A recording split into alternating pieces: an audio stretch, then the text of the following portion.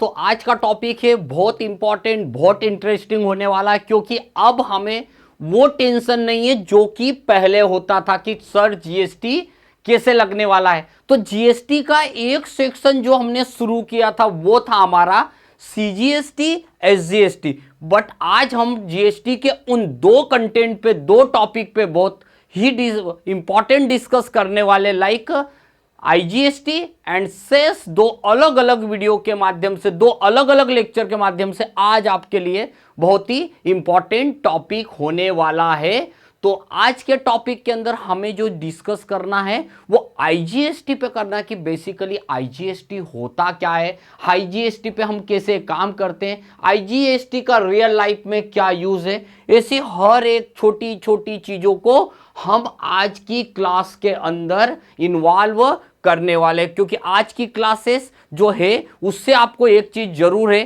कि एक चीज का बहुत अच्छा सेटिस्फेक्शन मिलने वाला है कि सर किसी प्रोडक्ट को हम अपनी स्टेट से अपनी स्टेट में तो बेचना सीख गए हैं, पर अगर मैं किसी प्रोडक्ट को दूसरी स्टेट से अपनी स्टेट में या अपनी स्टेट से किसी दूसरी स्टेट में बेचूंगा तो सर क्या लगेगा, कैसे लगेगा, और हम इसमें कौन कौन सी चीज़ों के बारे में हमें फोकस करना चाहिए, हमें सोचना चाहिए। इन सभी चीज़ों के ऊपर मैं आपके लिए इंपॉर्टेंट चीज़ों को एक ही वीडियो के माध्यम से आपके लिए लाया हूं आज की क्लास। और आज की क्लास के ऊपर हम फोकस करने वाले हैं, दिस इज इंपॉर्टेंट चीज कि सर आईजीएसटी क्या होगा। तो मैं आपको एक चीज पहले बहुत इजी वर्ड में बता दूं, जब हम किसी अन्य राज्य से, जैसे मैं बैठा हूं एमपी में, अगर मैं किसी दूसरे राज्य से कोई प्रोडक्ट खरीद के अपने राज्य में लाता हूं या अपने राज्य से प्रोडक्ट को किसी दूसरे राज्य में बेचता हूं,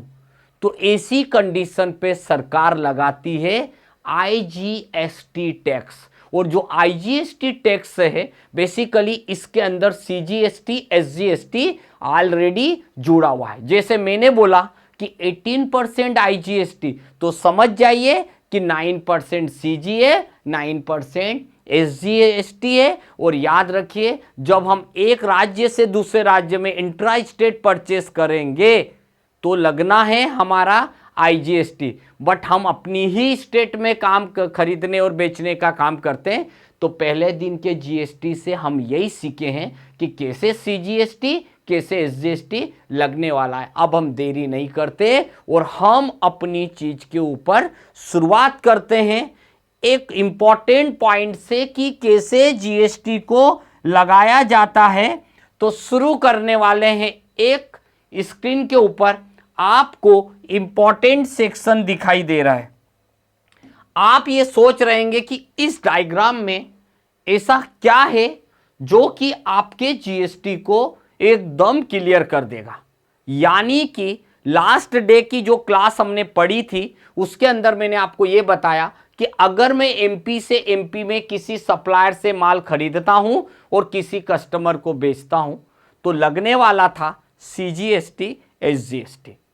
बट यहां पे चीज बदल गई है। जैसे कि मैंने महाराष्ट्र से, महाराष्ट्र एक दूसरा स्टेट हो गया, और मैंने महाराष्ट्र स्टेट से, याद रखिएगा मैंने महाराष्ट्र की स्टेट से हमने 10 टीवी परचेस किए। कितने टीवी? 10 टीवी, यानी कि 10 टीवी मैंने परचेस किए महाराष्ट्र से, जिसके ऊपर 18% जीएसटी भी लगेगा। जीएसटी मीन्स आईजीएसटी लग रहा है। क्यों?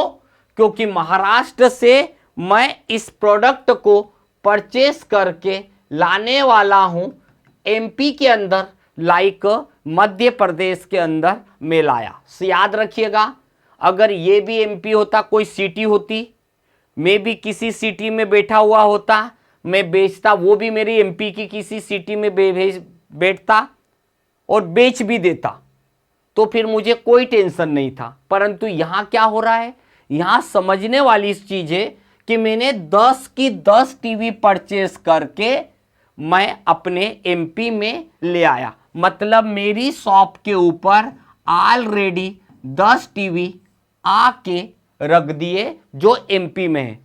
अब क्या हुआ, जब महाराष्ट्र से एमपी में आया तो लगेगा आईजीएसटी टैक्स। कैसे लगेगा मैं प्रैक्टिकल के अंदर आपको बताने वाला हूं। अब आ गया मेरे पास 10 टीवी।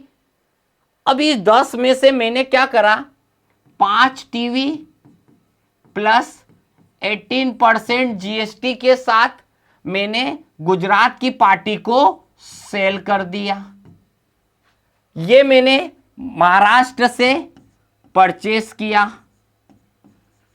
अब याद रखिएगा एक बहुत इंपॉर्टेंट पॉइंट, ये मैं टेली प्राइम के लेटेस्ट वर्जन में सिखा रहा हूं। अगर मैं टेली के प्राइम के पुराने वर्जन या फिर मैं टेली ईआरपी में बताता तो मुझे यहां पर एक छोटा सा वर्ड ध्यान रखना, जो आप लोग अगर लाइव में ऐसा करो तो ध्यान रखना। अगर आपके पास टेली प्राइम में ये टेली ईआरपी, अगर आपके पास टेली ईआरपी होगा तो याद रखिएगा जब हम किसी से माल परचेस करेंगे तो यहां पर लिखेंगे इंटर स्टेट परचेस टैक्सेबल, और जब दूसरी स्टेट में बेचते हैं तो इंटर स्टेट सेल्स टैक्सेबल।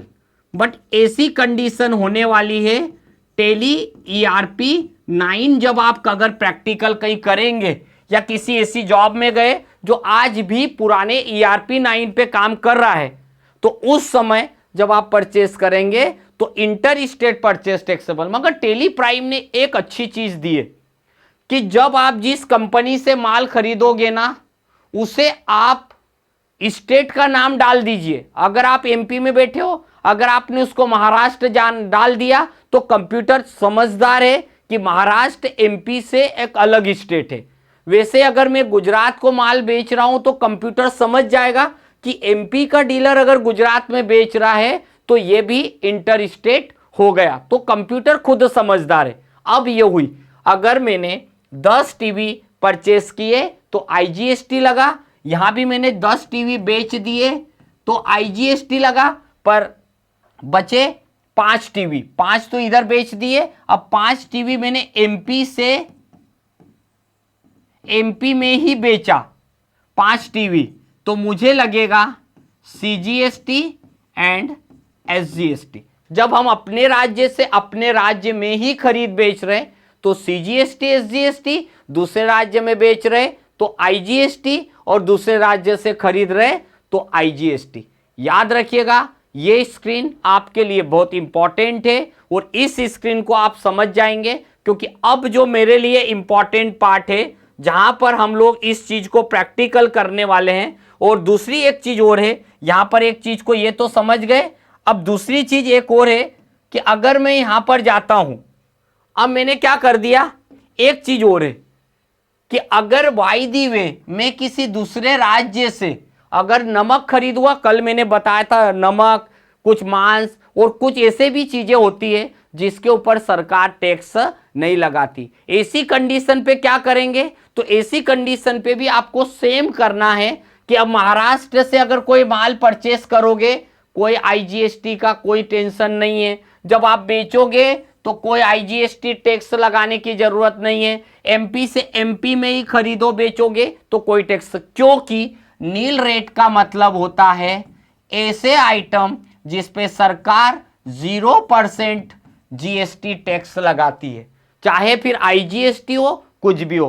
पर ऐसी चीजों को आपको प्रैक्टिकल कैसे करना है, तरीका क्या होगा, कैसे यूज करना है, तो अभी का जो मैं पहले मेरी जो क्लास है, अब इस चीज को आप प्रैक्टिकली देखिए, बहुत इंटरेस्टिंग है। प्रैक्टिकली किसी भी टाइप का आप लोगों को अब कोई टेंशन नहीं होगा, क्योंकि हमने जीएसटी लगाना सीख लिया है। कल भी मैंने आपको क्लास में यही बताया था कि जो मेन कठिन चीजें थी वो तो आपने सीख ली, और जो फर्स्ट डे का जीएसटी वाला सेक्शन होगा वो आपको रोज करना है, इसलिए आप लोगों के साथ किसी भी तरीके का कोई प्रॉब्लम नहीं होगा। तो अब हम लोग शुरू करते हैं, हमारे पास आने वाला है कि कैसे हम लोग अब यहां पर जीएसटी का यूज करेंगे। तो चलते हैं, हम सबसे पहले यहां पर शुरू करने वाले हैं।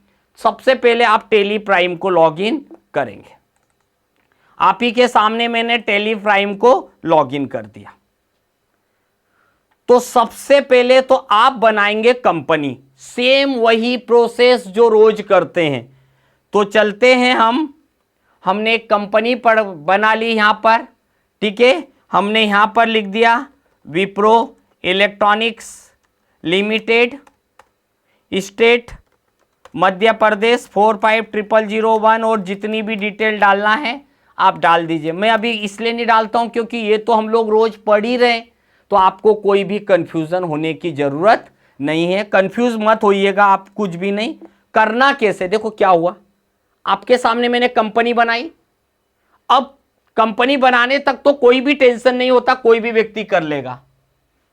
अब कंपनी बनाने के बाद जब आप टेली के अंदर कंपनी बना लेंगे, ये स्क्रीन हर बार कंपनी बनाने के बाद आती ही है।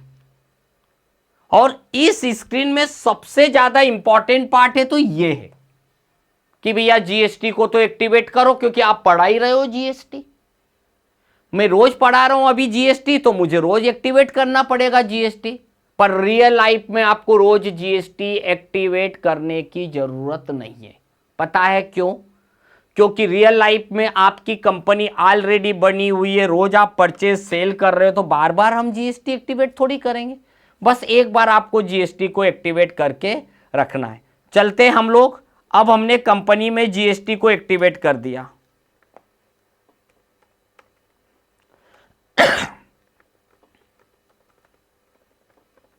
ये हमने पूरी की पूरी जीएसटी को एक्टिवेट कर रहे हैं।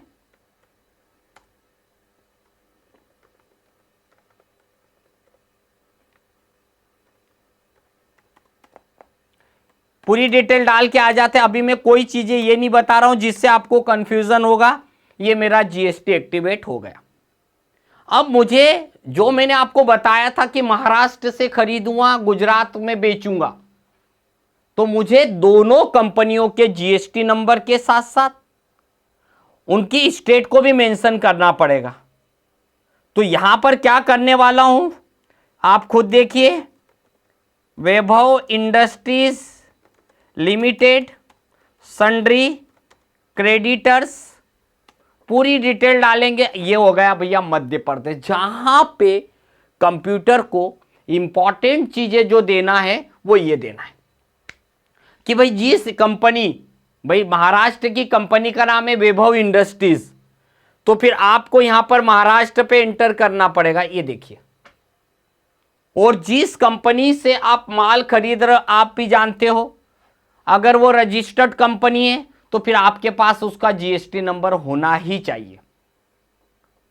वैसे अब आप सोचते होंगे सर उसका जीएसटी नंबर कहां से लाएंगे? जब वो कंपनी आपको बिल देगी तो उसके कंपनी के बिल के ऊपर ऑलरेडी जीएसटी नंबर मेंशन रहेगा।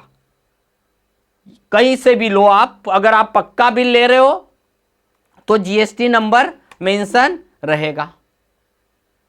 अब ये तो वो हुआ जिससे मैं माल खरीदूंगा जो महाराष्ट्र का है। अब मुझे जिसको माल बेचना है वो गुजरात का है, तो मैंने यहां पर क्या कर दिया, एलोरा इलेक्ट्रॉनिक्स सूरत, ये हमारा कौन है, सन्ड्री डेटर्स है, मतलब कस्टमर है, मतलब ग्राहक है। हमने यहां पर गए, हमने एंटर किया। अब बात वही आ गई कि भैया आप तो बैठे हो एमपी में, आप महाराष्ट्र से कूलर खरीदोगे, हम गुजरात में बेचेंगे। 10 खरीदे, 5 गुजरात में बेच दिए, 5 एमपी में बेच दिए। तो अब हमें यहां पर क्या करना, अभी तो गुजरात डालना है। ये हो गया। तो गुजरात की पार्टी का मोबाइल नंबर, उसका एड्रेस, उसका जीएसटी नंबर। भाई आप भी सामने वाले को जीएसटी का पक्का बिल दे रहे हो तो फिर आपको भी अपना जीएसटी नंबर फुलफिल करके रखना है, और उस कस्टमर जिसने बोला मुझे जीएसटी का पक्का बिल चाहिए ना, तो उसका भी जीएसटी नंबर आपको डालना है। मतलब कुल मिला के यहां मेरी बोलने वाली जो मेन चीज है कि मेरा भी जीएसटी नंबर, क्योंकि मैंने कंपनी बनाई, जैसा जीएसटी एक्टिवेट किया मैंने अपना जीएसटी नंबर डाला, मैं जिस व्यक्ति से माल खरीद रहा हूं उसका जीएसटी नंबर भी डाल दिया, मैं जिसको माल बेच रहा हूं उसका भी जीएसटी नंबर डाल दिया। मतलब कुल मिला के मैंने सभी के जीएसटी नंबर मेंशन कर दिए। अब आप सोच रहे हैं सर अब क्या करना है, तो ध्यान दीजिएगा, ये तो मेरा लेजर डालने का काम हुआ। अब हम यहां से चलते हैं, डायरेक्टली आइटम डालना है। अब जो आइटम का मैं बिजनेस कर रहा हूं वो डालना है। मान लीजिए मैंने यहां पर डाला सैमसंग 52 इंची एलईडी टीवी। अब ये हो गया आइटम। और आप भी जानते हैं, मैंने जब आपको इन्वेंट्री पढ़ाई थी ये भी बताया था कि याद रखिएगा ये आइटम हुआ जो बिल पे प्रिंट होगा, पर जो जीएसटी रेट हम सेट करते हैं, जीएसटी का जितना भी परसेंटेज होता है, एचएसएन कोड जो भी होता है, वो हम अपने ग्रुप के ऊपर हमेशा जीएसटी रेट सेट करते हैं, क्योंकि ग्रुप पे कर देंगे तो हर आइटम पे ऑटोमेटिकली चले जाएगा।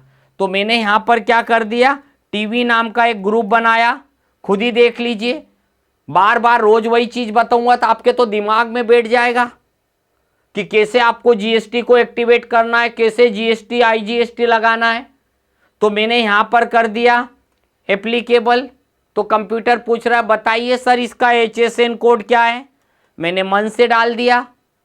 जब आप, कई बार स्टूडेंट मेरे से क्वेश्चन करते, सर हमको कैसे पता चलेगा कि इसका एचएसएन कोड क्या है, इस पे कितना जीएसटी लगेगा। कई बार स्टूडेंट मेरे से ये क्वेश्चन करते हैं। मैं हमेशा एक ही बात बोल रहा हूं, जब आप कंपनी से माल परचेस करते हो तो ऑलरेडी उसका बिल आएगा आपके पास। उस बिल के ऊपर ऑलरेडी आईजीएसटी लगा हुआ है, दिख रहा है आपको कितना % आईजीएसटी। उसके अंदर जो आइटम है उसका एचएसएन कोड क्या है वो भी आपके पास डला हुआ है। जब ये सब चीज डली हुई है तो फिर आपको तो कोई किसी टाइप का कोई टेंशन ही नहीं है। तो याद रखिएगा आईजीएसटी। और फिर भी अगर आपके दिमाग में रहता है सर मैं कितना % लगाऊं, मेरे तो दिमाग में क्वेश्चन आ रहा है, कोई टेंशन नहीं। आपके पास यूट्यूब से बड़ा, गूगल से बड़ा कोई वो नहीं है। गूगल पे चले जाइए, आप लिख दीजिए 42 इंची एलईडी टीवी का एचएसएन कोड अलग है, 52 इंची का अलग है, आपको बता देगा कितना उसके ऊपर जीएसटी लगता है इलेक्ट्रॉनिक में, वो भी आपको बता देगा। तो आपको टेंशन लेने की जरूरत नहीं है। इस जमाने में सब कुछ आपके पास ऑनलाइन मिल रहा है, फिर आपको कोई जरूरत नहीं। जो क्लास आज आप कर रहे हो यही क्लासेस आज से 5 साल 10 साल पहले ऑफलाइन ही होती थी, ऑनलाइन नाम का कोई वर्ड ही नहीं होता था। बट धीरे धीरे धीरे धीरे टेक्नोलॉजी में बदलाव हुआ।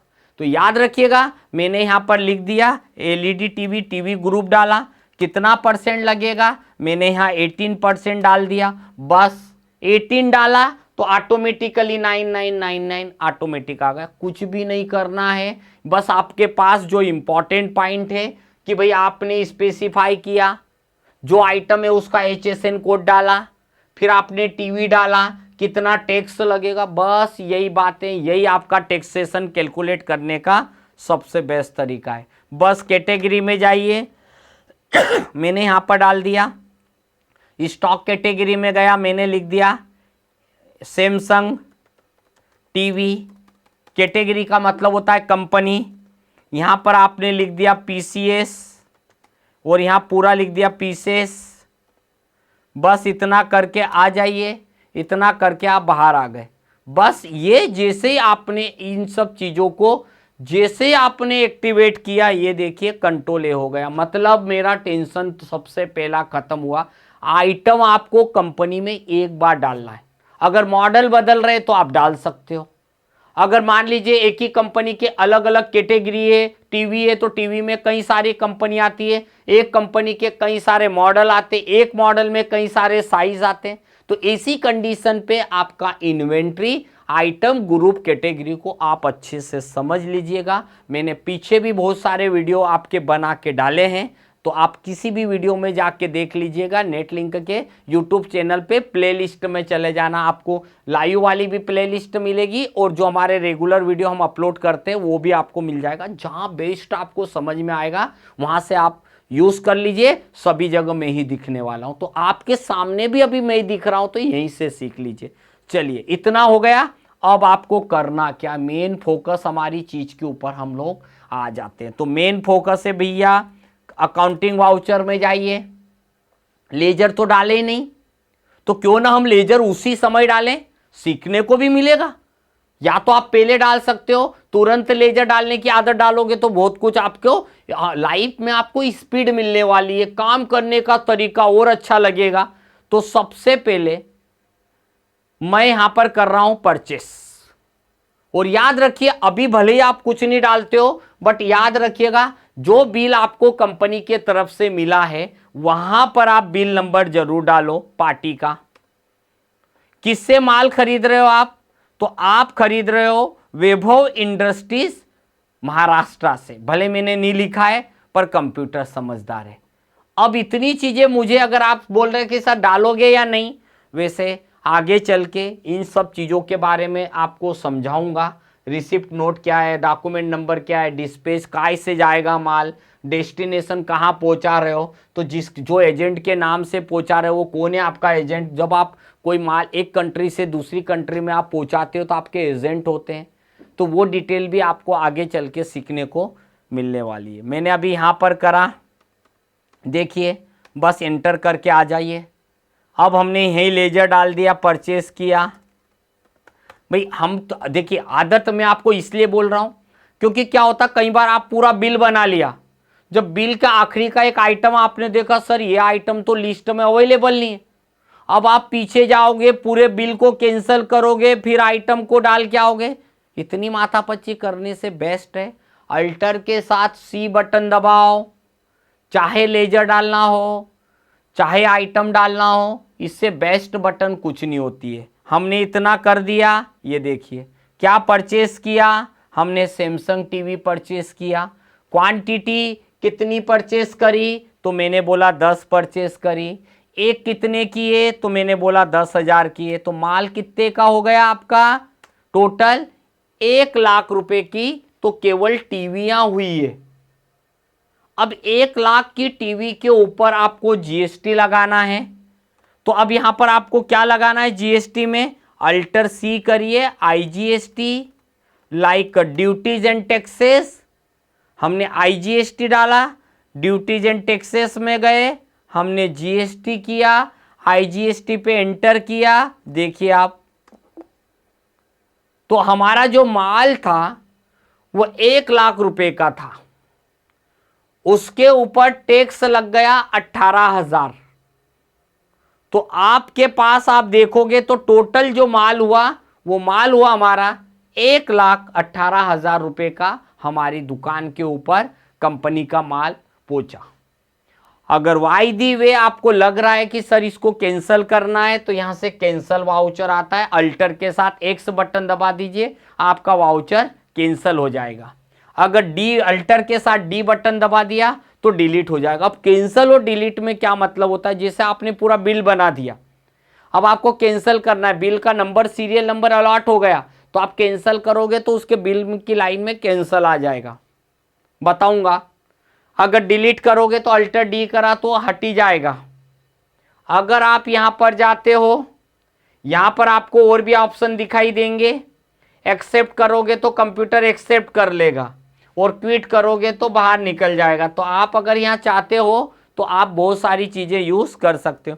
बट अभी हमने 10 टीवी परचेस किए, 10,000 का एक है, 1 लाख के टीवी हो गए और इसके ऊपर 18% आपका जीएसटी लग के तैयार हुआ। तो जो 1 लाख का माल था वो 1,10,000 का, 1,18,000 का माल आपने खरीदा और आपकी शॉप के ऊपर आ चुका है। अब क्या होने वाला है, अब जो होने वाला है वो एक इंपॉर्टेंट पार्ट हो गया। अब इस 10 में से मुझे 5 टीवी बेचना है। अब ये 5 टीवी बेचना है तो मैं यहां पर क्या करूंगा, मैंने सेल्स बटन क्लिक करा, अब यहां पर जाऊंगा, एलोरा इलेक्ट्रॉनिक को बेचा, एंटर किया। यहां पर जाने के बाद मैंने सेल्स लेजर डाला। पता है क्या होता है, जब हम टेली के पुराने वर्जन में जाते हैं और जैसे ही यहां सेल्स करते हैं तो हमसे कंप्यूटर पूछता है सेल्स टैक्सेबल है या इंटर स्टेट सेल्स टैक्सेबल है या नील रेटेड टैक्सेबल है, ऐसा हमसे कंप्यूटर पूछता है। बट जब प्राइम का वर्जन आया तो इन बारीकियों को टेली ने खत्म कर दिया। कंप्यूटर के अंदर ऐसी सेटिंग बना दी कि अगर आप स्टेट मेंशन कर दोगे, अगर आप स्टेट डाल दोगे तो ऑटोमेटिक कंप्यूटर समझदार है कौन सा टैक्स लगाना है। अब हमने सैमसंग के 10 में से 5 टीवी बेच दिए, एक टीवी 15,000 रुपये में बेचा, कहाँ बेचा? सूरत वाली कंपनी को बेचा। तो सूरत भी अलग स्टेट है, गुजरात का स्टेट है, तो मैंने यहाँ पर गया और यहाँ लिख दिया IGST। तो मैंने 10 टीवी खरीदे थे, 10 में से 5 टीवी मैंने बेच दिए, सेल कर दिए। तो 5 टीवी के ऊपर हमारा IGST कितना लग गया? 13,500। आप सोच रहे होंगे कहाँ से आए? मैंने जो खरीदे थे वो कितने टीवी थे? जो मैंने खरीदे थे वो 10 थे, 10 में से 5 टीवी मैंने सेल कर दिए। तो अब बचे मेरे पास 5 टीवी जो कि मेरी शॉप पे अवेलेबल है। अब जो मेरी शॉप के ऊपर अवेलेबल है और मैं अपने ही स्टेट का एक कस्टमर का फोन आया, MP में ही वो कस्टमर रहता है, उस कस्टमर का मेरे पास कॉल आया, मेरे पास फोन आया, तो मैं क्या करूँगा? अब उस कस्टमर का नाम है, मान लीजिए RK इलेक्ट्रॉनिक्स, ये मेरा सन्ड्री डेटर से मैंने यहाँ पर उसका नाम डाला। अब देखो MP में ही बेच रहा हूँ तो मुझे कुछ ज़्यादा करने की ज़रूरत नहीं, ऑलरेडी MP का स्टेट आ गया, देखो मध्य प्रदेश। बस आप यहाँ पर जाएंगे, एंटर करेंगे और एंटर करके आप आ गए। क्योंकि मैंने 10 टीवी खरीदे थे, 5 तो सूरत गुजरात में बेच दिए, अब बचे 5 टीवी मैं अपनी स्टेट में बेच रहा हूँ। ये देखिए 5 टीवी मैंने बेचे। तो अब इसके ऊपर क्या लगाने वाला हूँ? IGST नहीं लगाने वाला हूँ। कोशिश करके देखूँ मैं, IGST लगाने की मैंने कोशिश तो करी थी पर कंप्यूटर ने नहीं लगाया। क्यों? क्योंकि कंप्यूटर को ये मिला कि भैया ये जो कस्टमर है RK इलेक्ट्रॉनिक, ये तो MP का है, और अगर MP का कस्टमर है तो MP से MP में खरीदेंगे बेचेंगे तो IGST नहीं लगेगा, MP से MP में खरीदे बेचेंगे तो CGST SGST लगेगा। यानी कंप्यूटर के सॉफ्टवेयर में जाइए, टेली में, वो सेटिंग ऐसी करी कि गलती भी आप नहीं कर सकते। मैंने यहाँ पर गया, मैंने यहाँ पर जाने के बाद लेजर डाला, alter C, CGST, like group is duties and taxes, GST डाला और ये देखिए 4 चीज़ें मिल गई। मुझे क्या डालना है? पहले CGST, उसके बाद यहीं पर गए हमने डाल दिया SGST, GST से जोड़ा स्टेट टैक्स। बस जो माल हमारी ही स्टेट में जो बेचा वो बेचा मैंने 5 पीस 15,000 का एक, तो 75,000 का बेचा। उसके ऊपर ऑलरेडी IGST लग चुका है। तो अब आप CGST SGST भी समझ चुके हैं कि अपनी स्टेट से अपनी स्टेट में CGST SGST, एक स्टेट से दूसरी स्टेट में बेचेंगे तो लगेगा हमारा IGST। इस तरीके से आपने इन सब बारीकियों को वन बाय वन पढ़ा। अगर आप ये देखना चाहते हैं कि आपके कितना बैलेंस शीट पे जाएंगे तो एंटर किया, बैलेंस शीट पे जाके अल्टर के साथ F1 बटन दबाइएगा तो आपको फुल डिटेल दिखाएगा कंप्यूटर। आपको ये भी बताएगा कि आपका, देखिए आपको क्रेडिटर, आपका टैक्स बना 9,000, लोगों को देना है 1,18,000, लोगों से लेना है 1,77,000 रुपया, तो मेरा टैक्स 9,000। अभी हमारे पास कोई पैसा नहीं आया। अगर मैं यहीं पर देखता हूँ और मैं अपने प्रॉफिट एंड लॉस पे जाता हूँ तो आप देख रहे होंगे 1 लाख का मैंने माल परचेस किया, मैंने 1,50,000 का माल सेल भी कर दिया, मैंने कमाया 50,000 और मैंने कमाया 50,000 इसीलिए तो मुझे टैक्स भरना है क्योंकि मैंने कुछ कमाया। तो जब खरीदते हैं तो टैक्स लग के आता है, जब बेचते हैं तो टैक्स लगा के बेचते हैं, जो मैंने कमाया टैक्स उस पर देना है। तो हमारा इस तरीके से आपने IGST के बारे में एक बेसिक कॉन्सेप्ट पढ़ा कि किस तरीके से टैक्स लग के आता है।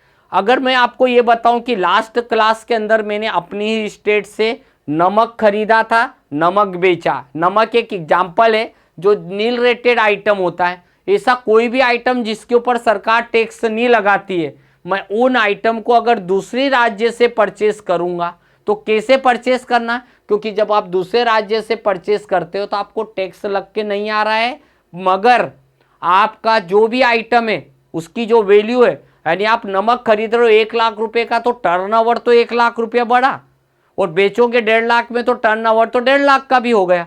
तो याद रखिएगा, भले ही आपको नील रेट पे टैक्स नहीं लग रहा है, पर हमारे कंपनी का, हमारे बिजनेस का टर्नओवर जरूर इंक्रीज हो रहा है। तो अपन वो भी देखते हैं। मैंने परचेस किया, मैंने जो परचेस किया वैभव इंडस्ट्रीज से माल परचेस किया।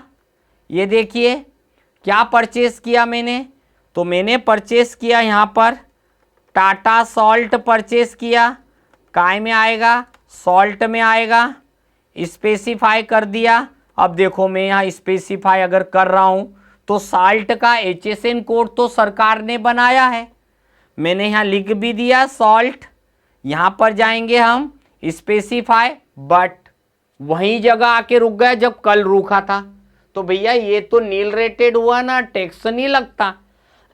तो टैक्स वाला यहाँ से गए, बस कौन सी कंपनी का है, टाटा का है। काय में आएगा, पैकेट में आएगा, तो पैकेट भी लिख सकते हो, यहाँ लिख सकते हो पैकेट्स, और यहाँ आ जाएगा शॉर्ट फॉर्म पैक्स। कौन सा शॉर्ट फॉर्म, पैक्स आ जाएगा।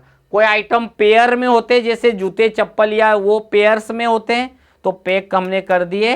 ये देखिए हमने इस तरीके से, मान लीजिए हमने 1000 पैकेट खरीदे, एक पैकेट 20 रुपये का पड़ रहा है तो 20,000 का मेरा टर्नओवर हो गया, जो आइटम मैंने दूसरी स्टेट से परचेस किया। अब मैंने क्या करा, इसमें से मैंने सेल किया। मैंने एलोरा इलेक्ट्रॉनिक को नमक का भी बिजनेस मान लीजिए वो पार्टी करती है, तो मैंने उसको बेचा। क्या बेचा, टाटा सॉल्ट 500 पैकेट 35 रुपये का एक, तो 17,500 रुपये का बेचा। यहाँ आप लाख कोशिश करो कि मैं CGST लगाऊं, SGST लगाऊं, IGST लगेगा नहीं। आप गलती करने की कोशिश भी करोगे तो नहीं होगा, क्योंकि अब नमक के ऊपर कोई टैक्स लगता नहीं है, इसलिए करने की ज़रूरत नहीं है। अब बचे मेरे पास 500 पैकेट में अपनी स्टेट में ही बेच रहा हूँ, तो अपनी स्टेट में RK इलेक्ट्रॉनिक्स को भी बेच दिया मैंने। तो हम यहाँ पर जाएंगे, ये देखिए क्या बेचा मैंने, टाटा सॉल्ट 500 पैकेट बेचे 35 रुपये का एक, बस इतना करके आ गए। अब आपने अभी देखा था आपका टर्नओवर कितने का था और अब बढ़ गया। देखो देखिए, पहले मेरा टर्नओवर अलग था, अब अलग है। अब मेरा टैक्स उतना ही है, पर अब 1,38,000 लोगों को देना है। हमें कस्टमर से 2,12,000 रुपया लेना है। आप देख रहे होंगे यहीं पे आप अपने प्रॉफिट एंड लॉस पे जाओगे तो पहले आपका प्रॉफिट अलग था, पहले अब 1 लाख का खरीदा था, अब 1,20,000 हो गया। अब हमने 1,85,000 का बेच दिया, मेरा प्रॉफिट पहले 50,000 था, अब मेरा प्रॉफिट बन गया है 65,000, क्योंकि कहीं ना कहीं मेरे बिजनेस का टर्नओवर। और याद रखिएगा टर्नओवर किसको बोलते हैं, जो सेल्स होता है वो हमारा टर्नओवर कहलाता है। तो मैंने जो सेल किया वो मेरा पूरा के पूरा टर्नओवर कहलाएगा। तो इस तरीके से हमने एक चीज को प्रॉपर वे में सिस्टेमेटिक, आज की क्लास में हमने जिस टॉपिक को पढ़ा था उस टॉपिक का नाम था IGST। और IGST का फिर से एक बार मैं बोल देता हूं, जब हम किसी दूसरे राज्य से माल खरीद के किसी दूसरे राज्य में बेचते हैं तो इसको हम लोग बोलते हैं IGST। और IGST जो टैक्स होता है उसमें CGST, SGST ऑलरेडी इंक्लूड होता है, इसलिए आपको यहाँ पर कंफ्यूज होने की ज़रूरत नहीं है। अगर मैंने बोला 18% IGST है तो आप मान के चलिए 9% CGST, 9% SGST। इस तरीके से हमारा आज का ये वाला टॉपिक हमारा कंप्लीट हुआ, जिसे हम लोग IGST कहते हैं।